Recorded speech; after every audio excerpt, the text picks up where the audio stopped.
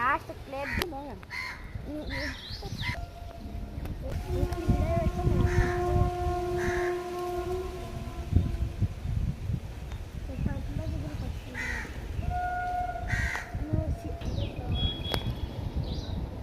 కింద వల్ల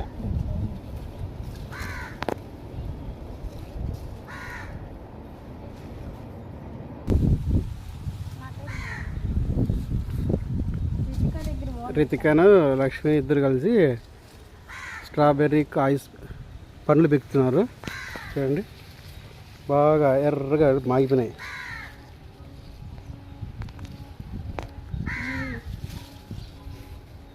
ఎర్రగా మాగినాయి. ఇట్లా నల్లగా మాగిన కాయ చాలా రుచి ఉంటుంది.